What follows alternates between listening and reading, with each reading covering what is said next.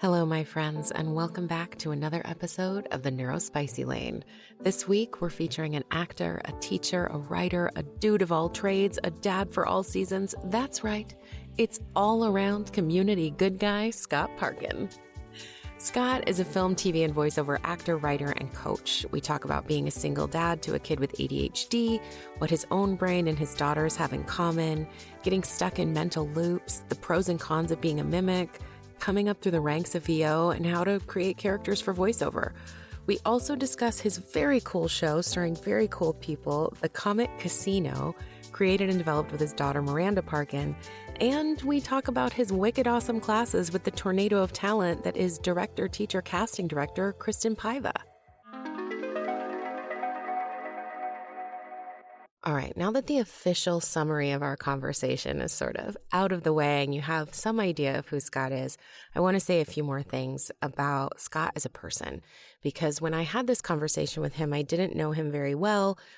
We'd interacted a few times at VO Atlanta, other conferences, what have you. But since we had this conversation in the spring of 2025, I feel like we've become much better friends, and I think our conversation would sound a little different now.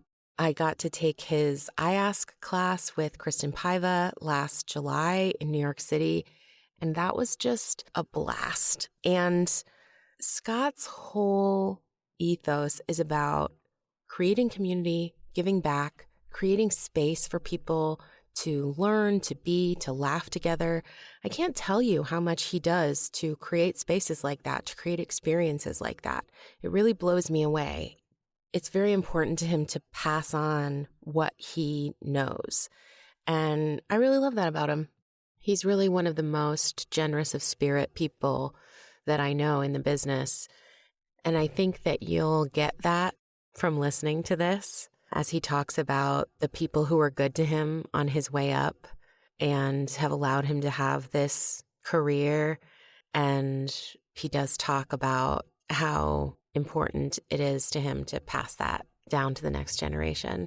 His daughter, Miranda, was raised in waiting rooms and lobbies, and she has all these incredible aunties and uncles in the voiceover world. So when the names start dropping, just know that these folks really have been Scott's community for a long time. And I think Scott in particular works really hard to show up for people, and people work really hard to show up for Scott. There's a moment about 15 minutes into this conversation where we take a little bit of a left turn because we initially start talking about accents and mimicry. Mimicry for me is almost a tic. That's the way that Kevin Pollak has described it. If you don't know who Kevin Pollak is, yes, you do. Go look him up. He had a podcast for a long time, and he talked about being a mimic as a kid. He's an incredible impressionist. And it's the first time I heard someone talk about mimicry the way that I experience it. It does feel like more of a tic than something I'm choosing. So Scott and I talk about that a little bit because it's different for him. Mimicry is quite different for him. And then he takes this turn where we're not talking about the pros and cons of your brain wanting to echo what you're hearing. We're talking about how to make a character your own, how to make an impression your own. You know, a lot of the animation greats will say that it's really key when you are building a repertoire, when you're building a sort of army of characters that you can unleash, that a lot of them come from bad impressions. Do any impression you want, and a bad impression is a great new character voice. And obviously you can adjust for age, accent, lisp, shape of the character. You know, a bulldog's going to sound different from a bird. It's going to sound different from a little kid. It's going to sound different from a 90-year-old, right? And you have these dials on a character that you can adjust as you go. But if you need something quick, a bad impression is like an excellent place to start. But enough about characters and mimicry. I want to get you to this conversation with my friend, Scott Parkin. Enjoy. Like the lady says, the recording's in progress. So I figured out, to give you like the summary, that I have ADHD a couple of years ago. And I think there are particular things that play to our strengths. I think a lot of voice actors have ADHD, especially in like the animation video game worlds. I would say a lot of actors. Yes, absolutely. Yeah. I would say a lot of actors. I think it's actually like underdiagnosed with creative people in particular. I think our brains just work differently. And there have been like no resources for me as a person with ADHD who's also trying to be a voice actor. And like, I'm a theater actor first. I didn't know I was going to have to run a business, you Right. know? Right. And then I get into, there were some sort of mumblings in that when I lived in New York. And then the further I got into voice acting, the more I was like, oh my gosh, I have to be an entrepreneur too. That just had never occurred to me. In voice acting, we are our brand. Yeah. So, I just think there are particular challenges, uh, and I want to have a conversation with the community, make sure that people know that they're not alone, and like compile resources. So yeah, I'm doing the panel, and then I also want to do a podcast and just talk to people. It's very casual conversation. I talked to Rebecca Davis last night, and we had a great time. So basically, I'm curious about your sort of ADHD journey, that sort of bio. Well, here's the thing. I'm less in tune and probably I'm not an expert in this area. Miranda definitely had ADHD, has ADHD. And so she said, you really should get tested. So I was at my general practitioner and I said, can we run some tests? And she did. And she ran it. And she said, you have mild ADHD. You don't need to be on medication, but here's some things that you do that you might, want to think about. So I was talking to Miranda and just about what it does for her, and what it does, how it manifests itself. And for me, it was, like you say, when strengths, one of my strengths, having been an improviser for 35 years, is speed. Yeah. I can spit stuff out pretty quickly. I can jump character to character pretty quickly. Not as quickly as she can. I told Miranda how to speak Australian. I had to do an Aussie accent, and within a day, she was better than me at it. She has really good ear. Yeah. Well, she's got a bunch of stuff going. I remember when I had a meeting this is probably nearly on topic, as far as what it is as a superpower and where it can be more difficult. I had a meeting for an IEP for her so she could have independent study, where if she got anxious or uncomfortable or stuff was, hard for her, she could leave class and study independently. And the gal at Santa Monica High School said, this is interesting. I've never had anyone finish this test in the allotted time. I was like, oh gosh. And she goes, yeah, so this is pretty exciting. And then this one, she finished it in a time I've never seen. But over here in multi-day organization, she struggles. And, there are different things areas where she's literally off the charts. And then I started to understand, a little bit more of what she's going through. So I tried to get more of an education so I could deal with her issues better as a single parent, because I was asked to stop being married when she was 3. So it was a bit before some of this diagnosis stuff. And so on one instance, she was tested gifted at age 5 and has perfect pitch and has all this other stuff. But she also has, ADHD and anxiety, which often go hand in hand. Yeah. For me, in a manifestation, I notice that I will get a phrase or a song that loops really heavy for me. And I don't know why, or I don't know. I'll hear it. It can be a commercial. It can be something I've heard. It can be something I've written. And it loops and loops and loops, and I'll try not to think about it. And well, that's the part where I think, oh, okay, that's probably why she said I don't need medication. it'll go away or it'll mellow out or be replaced with something that is less repetitive. But Miranda goes, yeah, that's ADHD, Dad. Yeah. So, oh, okay, interesting. So that was, I find it fascinating to parts of the brain. I studied psychology and anthropology in college, and I love the study of the brain when they get to parts that are like, well, we don't really know.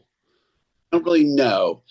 Like they used to think I'm old, so I know what a Rolodex is. You probably don't, but I know what a Rolodex is. they used to think that in the brain that it was like a Rolodex. Like if there was a memory, like tanning oil, bikini, Santa Cruz, when I was 13, and you'd go like this and it would pull. Yeah. When you smelled copper tone, but it isn't like that. It's each part of the memory is stored in different parts of your brain. And when you smell copper tone, it in a nanosecond assembles all those things from that memory and goes, girl in the knit bikini when you were 13, and that meant more. And it will come racing back.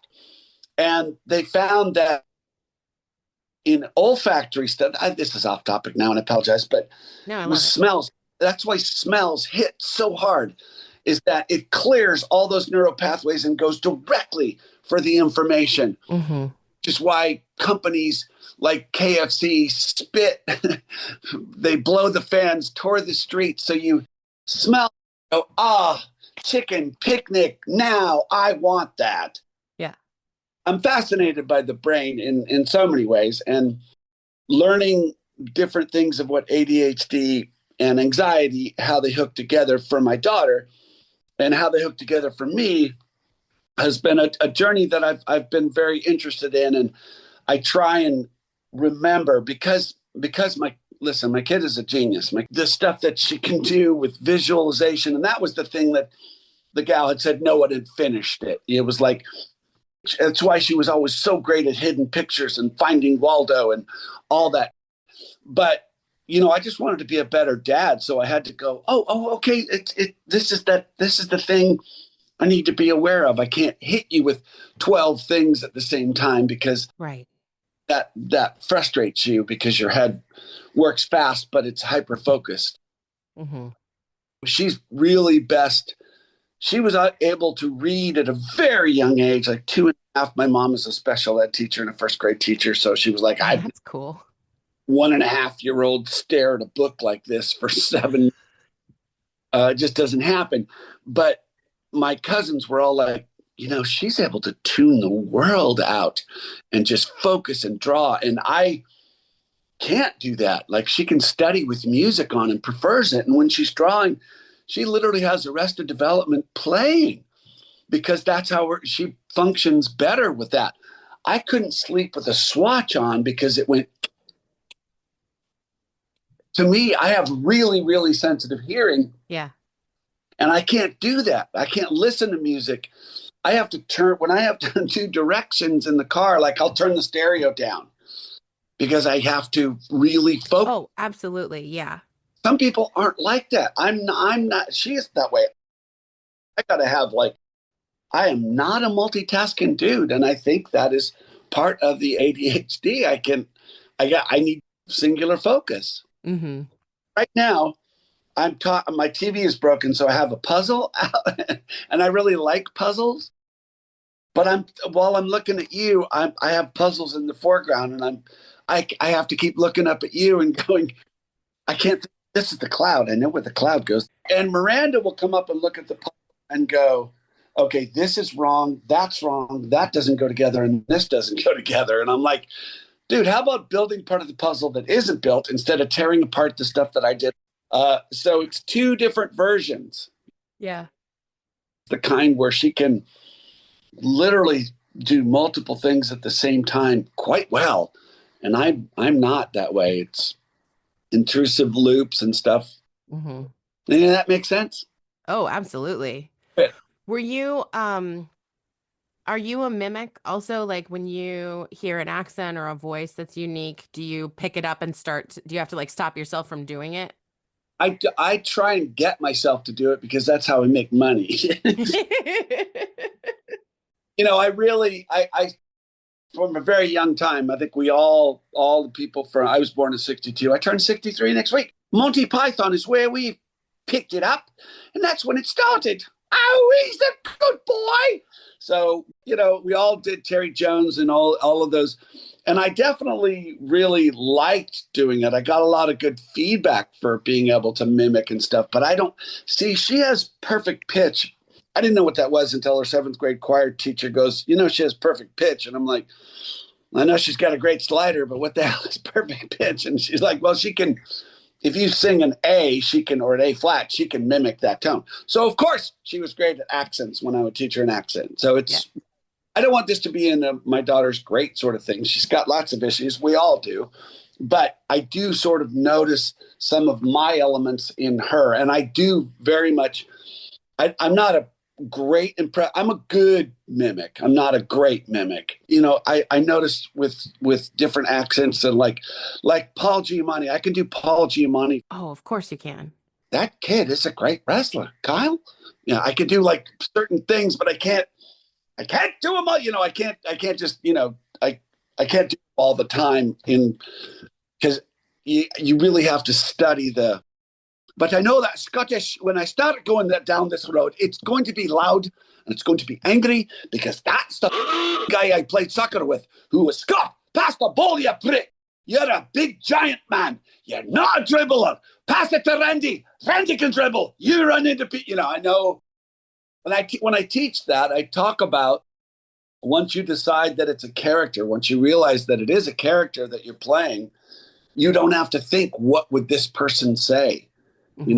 How would they do it? Because I think that's why I'm a good actor and a teacher of actors, is that once you get into character, you don't have to filter and go, gosh, what would this person say? Because you're in character. You're in that character. I lived 11 years in Texas. And if I'm going to start doing a Texan, I know exactly who I'm doing.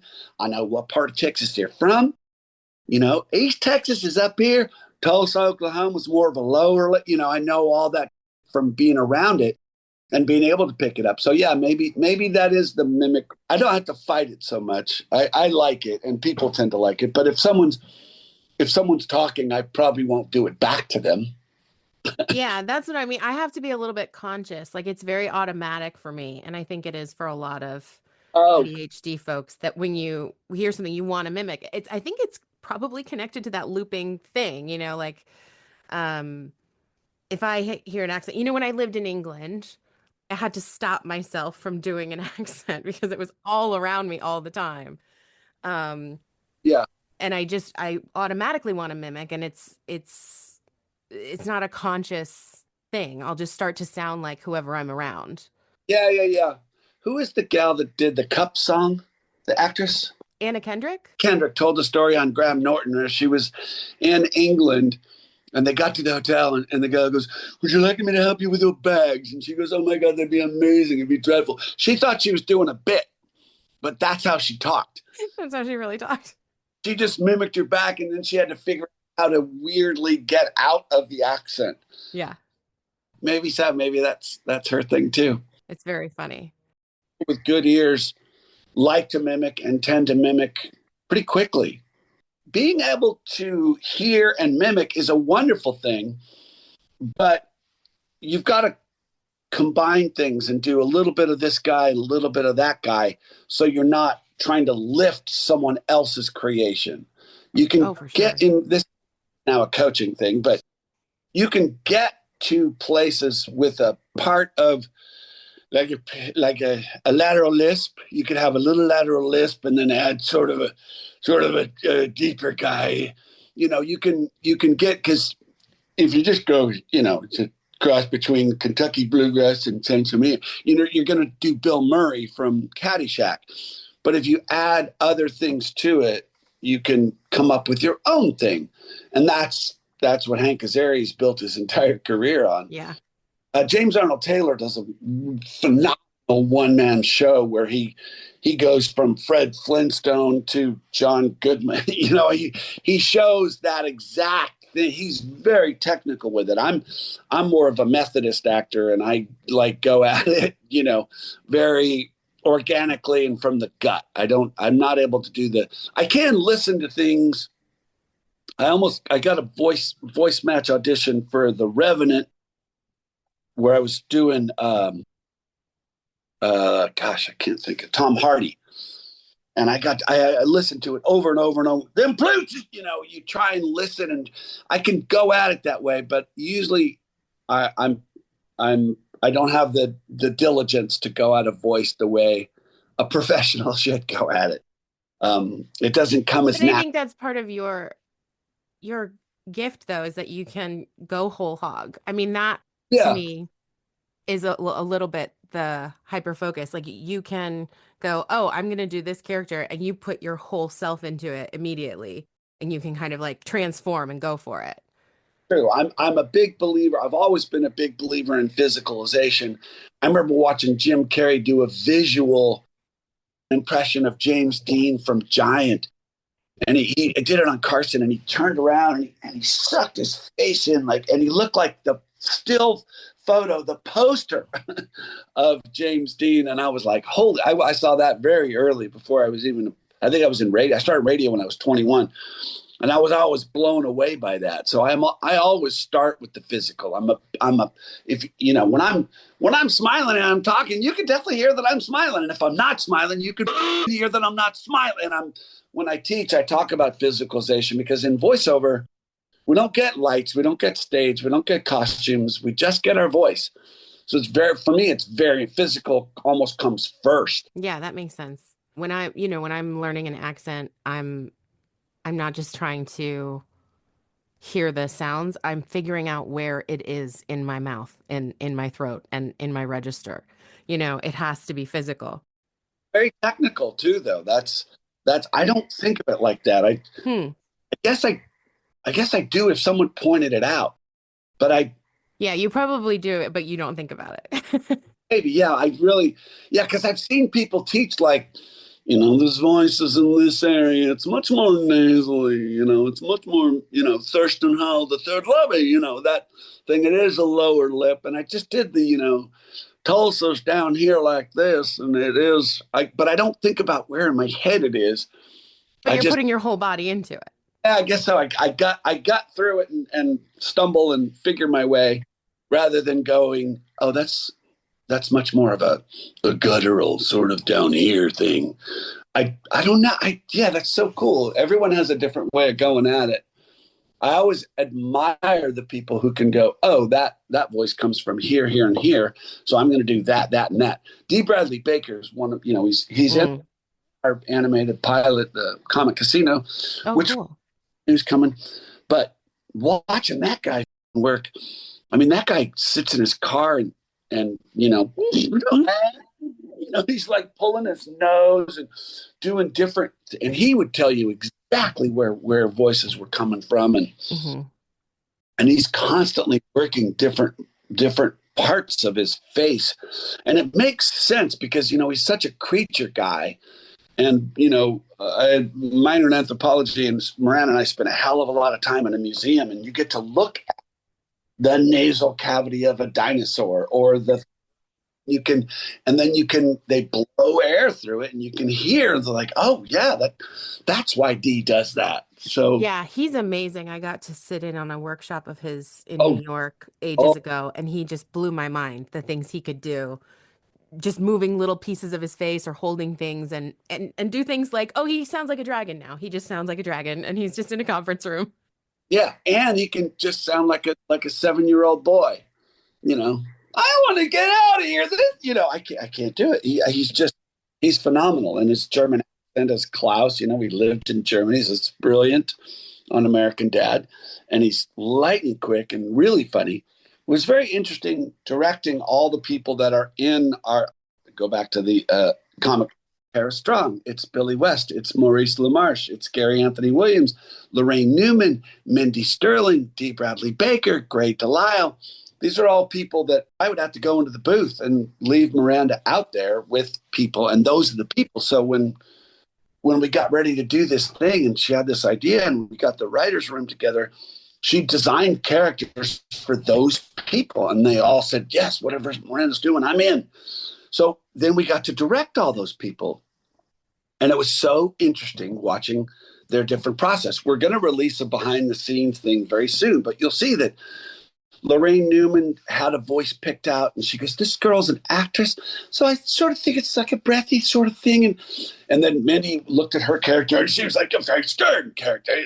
What are you doing? I'm trying to, you know." And then Dee wanted to know everything about his guy. Like, you say sentient. What do you mean? Well, I mean, I think he's a caring guy, but he's a giant, he's a giant MMA fighter robot. And she goes, "Okay." And I was like, "I really don't know." And he goes, "Well, it's yours to know, because I want to bring your vision to light." And so we settled on this thing, and he, of course, just killed it. But he wanted to know everything. And then Gary was like, he's a big fella. How you wanted a voice in this area? And we're like, yeah, look, keep swinging and love it. And he goes, "Well, let me take a," and I tried to direct. He goes, "Well, let me try first." And I was like, "Oh God, okay, yeah, absolutely." And then Gray was like, "Oh yeah, I love this girl. I love this girl." And then she just laid it out with a hint of a Texas accent and did a stewardess. And then she did the nanny robot who raised Miranda's character, Harper. And she goes, kind of like, "I was going to mix this one and this one." And, off we go. And then Tara was the same way. She was like, "Okay, this gal, was like, this gal was a cross between Sharon Stone in Casino and an anglerfish, and she's an alien 300 years. That's how Miranda designed her. But she's the kind of, when you watch Casinos, like when Ginger walked into a room, everyone in the place turned around. It didn't matter who they were, because that's what she brought." And I was trying to explain it like that. So then she did this thing. It's like this symphony in a line, to watch these pros and their process. And it runs the gamut of everything we've said, how an actor prepares, ADHD or otherwise. They all have different ways of going at it. So there's room for everybody's process. You just have to be comfortable with your own process. Mm-hmm. I talked for a long time. You're Scott Parkin. You have a lot to offer. Oh, thanks, doll. I started when I was 21 in radio, and, I'm 63, and it's not, back in the day, I was going to 3 different studios a week and doing a lot of on-camera commercials. So it's a lot more teaching. I'm still gigging. I'm still working, but not nearly as much. But it's really fun to watch new people and watch them jump off the improv cliff and succeed. A client, Kelly Ferry, I started working with her, and I worked with her 5 sessions. And she was auditioning. She was a radio gal at the time. Still is, I think, but not nailing it. And that was pissing me off. So we worked together. I'm not saying she booked because we worked together, but she was getting the same auditions. But she just posted this Kleenex commercial that she booked. And it's literally one of the reads we were working on. And she's very good. But whatever it was that got her over the line, it was really cool to see. It's really cool to see clients book that's going to help. You know what I mean? That's going to pay them well and help to get more work. And that's a good thing. So thank you for saying I have a lot to offer. I do like to. It's just, Well, and I think that you're a person who wants to connect people. And I think that is really important. And I think that you really want to give back to the community, and you want to send the ladder back down and like help the new generation. I don't think that you're like holding on and being like, "Oh no, these kids, keep them out of the business."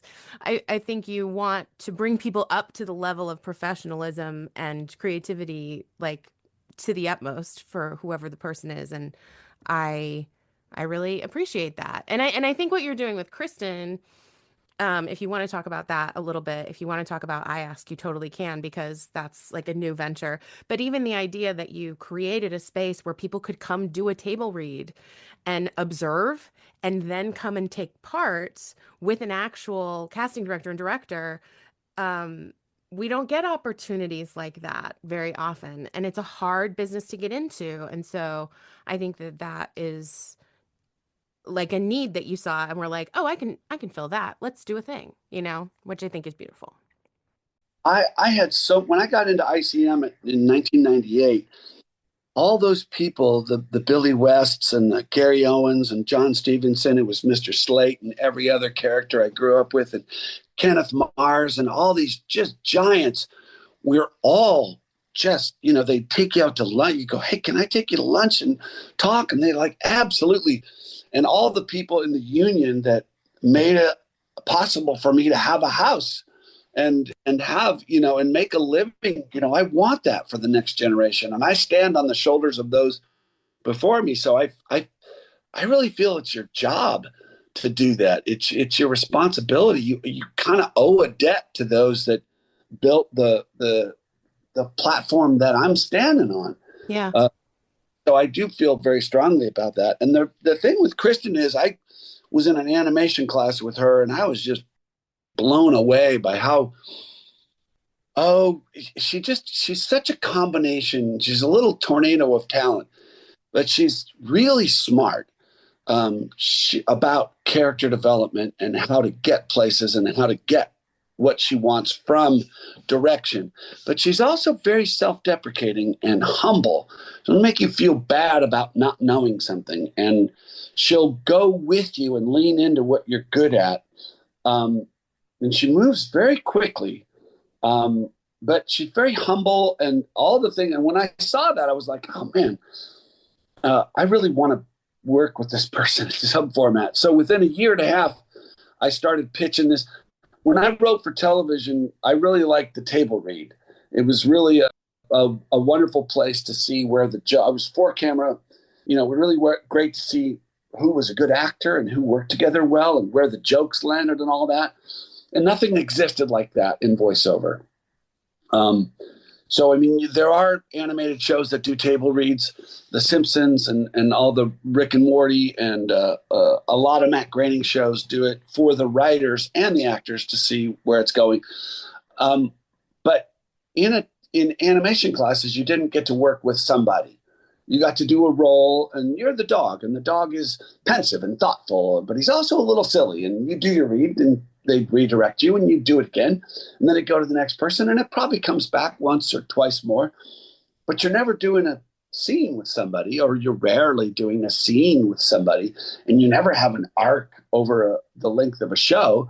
So I wanted to do the actual table read of scripts. So you got to find somebody who has those scripts. And, Kristin's a wonderful voice director and casting person. So what I noticed over the 9 table reads we did at the Parkin space is that she really values improvisation. And it really makes her job as a writer of these things, if somebody's good in improv and can make the character more real and land the character or land a joke with a tag, and it's very valuable. So nobody had an improvisation for animation class. So what we built, at One Voice, I said, bring your animation class do a field trip to my improv class. And so we did that, and she got to see I had watched her teach a lot. She had never seen me teach. So I did some of the drills that I've designed to help actors learn how to improvise through a character and define a character through improv.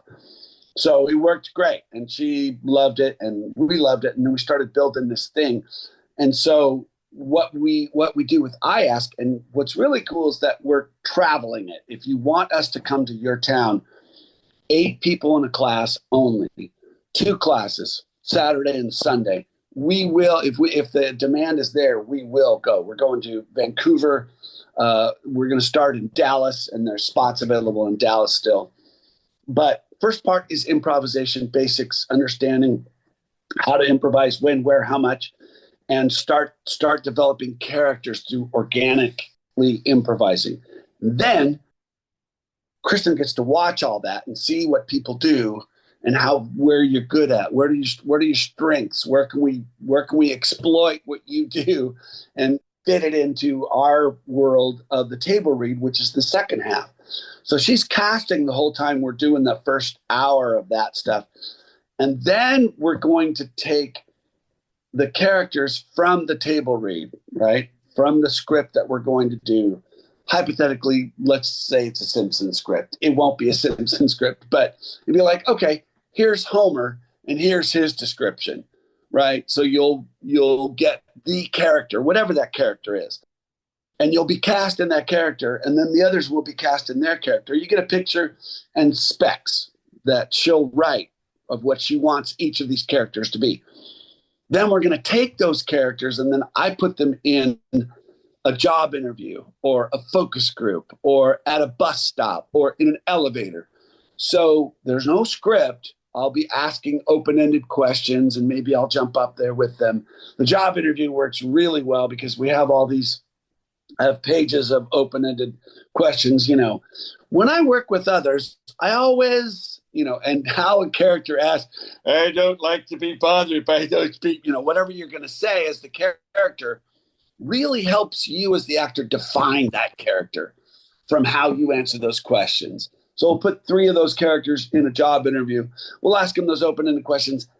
Then we hand you the script for the table. So you're already in character, improvising through that character. Then you open the script. It doesn't mean you're going to improvise on every line if it's exposition about what's going to happen in the episode. You're not going to be adding stuff, but you'll already be in character, making the sounds, doing the things that that character does. And when the moment in the script, if there's room to improvise, which there often is, you won't have to go, what should I do? How should I? You're already there. It's already like embodied. Yeah, like I talked about earlier, you're already in the voice, in the character, improvise and comfortable improvising through that character. You can't really get that experience anywhere else. There's really no way to get experience at a table unless you book a show or you're for a pal, a script that they want a table to see where stuff lands. And then to have that improv training ahead of time. And then we'll do a cool down with some beers or drinks and hang out and talk with folks in whatever city we're in. So that debuts at VO Atlanta. It sold out in under a half an hour. And we ran the beta test a couple weeks ago and it just went so well. It was really good to get it up on its feet because I have great confidence in it. I have great confidence in myself and Kristin's ability as, top level teachers. You both have so much energy. And I think that is really wonderful too, because it's hard to get excited alone in your closet, sometimes. And so to have an in-person experience with people who are genuinely like so excited, want you to do well. Probably everybody in the room has ADHD, if we're honest. But to get to bounce off of each other and really play with other people in a room is just really exciting. Such a rush to see people do shit that they've never done before, that they didn't think they could probably do. My improv class, I have 4 spots left. I'm doing roughly the same thing, except for we focus the whole time on that. On improv, and we don't do a table read for the last hour and a half. We go straight at all the improv, and there's so much to do. And these days you really have to be, you can't just be, oh, I'm familiar with improv or I'm okay. In order to compete when you're auditioning against thousands of people, you really have to be good at and comfortable with improvisation. Yeah, which means you need to practice. You do. You got to, first you got to learn it and then you got to practice. Yeah. Well, I come from theater, so I have like some improv experience, but it's never been like what I love. Right. And so I have been uncomfortable with it, but I have a job where I have to improvise a lot. The last few months. And it's funny because it does actually come a lot easier than I would have thought most of the time, because it's just, they give me a name, a scenario, I make stuff up kind of thing. And it's a character. It's just becoming a character and then I can go. And so, yeah, getting to like play with that will be really fun. Dude, I'll do that with you. Let me know. Great. Well, thank you so much. We're like way over time. Yeah. Talk a lot and I drone on, but you'll edit it and it'll be fantastic. It'll be great. And I'm talking to Miranda in like half an hour. So great. An hour. So I'm very excited about that. do a list of characters I want you to make her go through. Yeah, just email me. Yeah, I will. I think I will, just to go, because you want to touch on how much that kid can do. That kid, she's 25. The range of that human is phenomenal. And and she's very humble about it. So you got to sort of prod her to do it. Yeah. Awesome. Well, thank you so much for doing this. And Pleasure. I will see you in 2 weeks. Woo-hoo! So excited. See you soon, doll. Thanks for having me on. Thanks. Bye. Bye-bye. And that's Scott Parkin, folks. I hope you had a good time listening, like we had a good time talking. I hope you know what a Rolodex is. And I hope you play with some really bad impressions today. That's your homework. I'll be back next week with my conversation with Miranda Parkin, which is exciting, and may cast this whole thing in a whole new light. Thanks for listening. I'll talk to you soon.